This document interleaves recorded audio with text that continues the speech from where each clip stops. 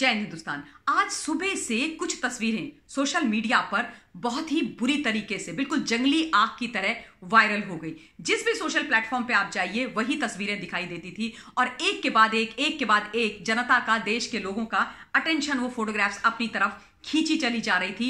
लोगों ने तमाम प्रश्न कर डाले क्योंकि एक तो वो फोटोग्राफ्स इस तरीके की थी और दूसरा उसके नीचे जो कैप्शन लिखा हुआ था वो बहुत ही प्रश्न करने लायक कैप्शन था। फोटोग्राफ में आपको पहले दिखा दूं, उनमें से एक फोटोग्राफ वो ये है, आप सब देख सकते हैं। इसमें है Rhea Chakraborty and Rajiv Laxman. Rajiv Laxman Roadies fame के एक एंकर हैं और एक एक्टर हैं, और रिया चक्रवर्ती कौन है आई एम श्योर मुझे आप लोगों को बताने की जरूरत नहीं है।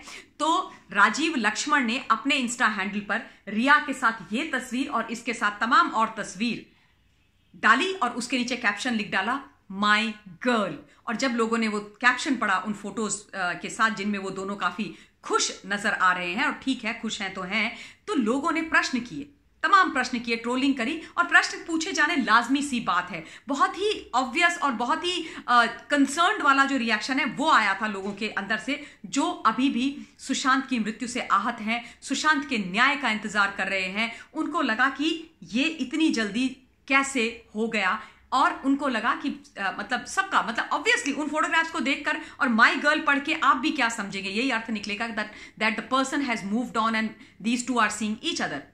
Anyways, I am not saying that we are reading or anybody should be reading between the lines, but ये पूरा दिन भर का रिएक्शन था। न्यूज ये नहीं है, न्यूज ये है कि आज शाम होते होते राजीव लक्ष्मण वो ट्रोलिंग और उस प्रेशर को झेल नहीं पाए और उन्होंने एक नी जर्क जो रिएक्शन वाला डिसीजन होता है वो ले डाला और उन्होंने वो सारी फोटोग्राफ्स अपने इंस्टा हैंडल से हटा दी हैं, डिलीट कर दी हैं, जो उन्होंने रिया के साथ माई गर्ल लिख करके डाली थी। और यही नहीं, उन्होंने अपना एक क्लैरिफिकेशन भी शूट किया है, एक क्लैरिफिकेशन भी जनता के सामने उनको लिख डाला।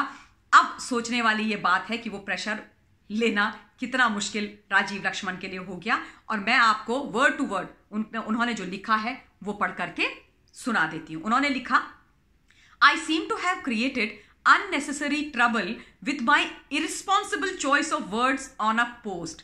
Riya is a dear old friend. Riya is a dear old friend and I am happy to meet her again and I wish her well. वो कह रहे हैं कि देखिए मैंने अपने जो क्या कहते हैं शब्दों का मेरा जो चयन था उनके कारण एक फोटो पर अननेसेसरी कंट्रोवर्सी क्रिएट कर दी है।